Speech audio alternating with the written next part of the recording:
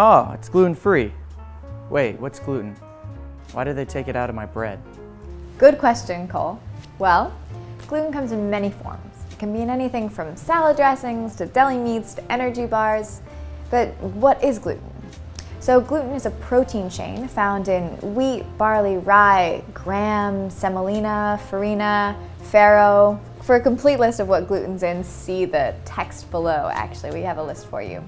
So proteins are long chains of amino acids, and amino acids are essential nutrients that you need to take in from outside. Your body can't make them itself.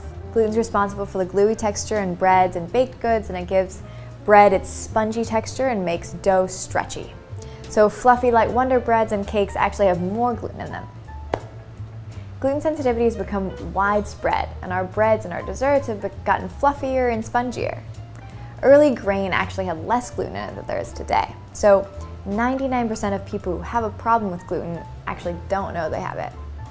So what's celiac versus what's gluten sensitivity?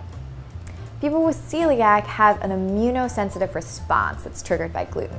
So when they eat gluten, their immune system flares up, antibodies go wild because they think that there's a foreign invader in their body.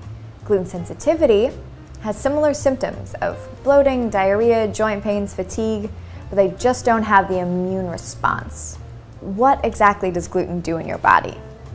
So gluten's a protein chain, and all protein chains have different structures. So a protein chain from meat is going to look different from a protein chain from greens or from eggs or from anything like that.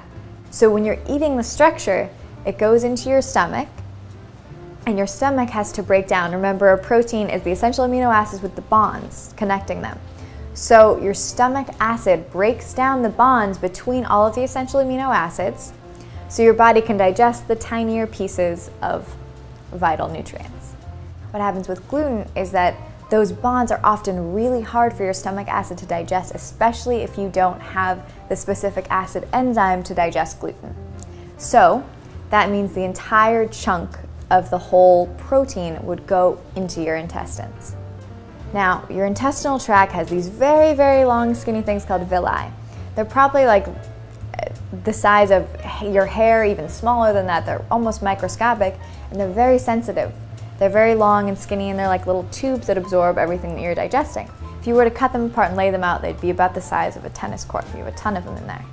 And if a large protein chunk comes in, because keep in mind all the other ones are digested, so they're a lot smaller, with this large protein chunk coming in, it bounces around from the sides of the walls and hits all the villi and kills a lot of them. It also holds an electrical charge, so it can completely devastate whole rows of villi, which not only is bad for you while you're eating, but in the long run, the foods that you're eating, even after you've eaten gluten, can be affected because you won't be able to absorb the nutrients as well, because the villi are damaged.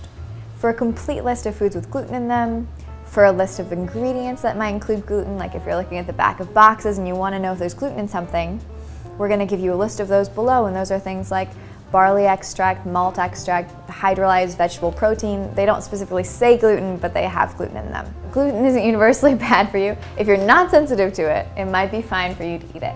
It's just important to listen to your body. If you ever feel bloated after a meal or feel excessively tired or have any of the symptoms of celiac or gluten sensitivity, you might want to try cutting gluten out of your diet for about 7 days and see if these symptoms start to go away. If you have another question, let me know in the comments below, and don't forget to subscribe. Until next time, stay healthy and be well.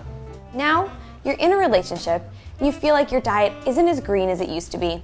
Your gym card hasn't been swiped in weeks, and you may have even stopped shaving your legs. Here's a scenario to see why this might be happening and how you can solve it.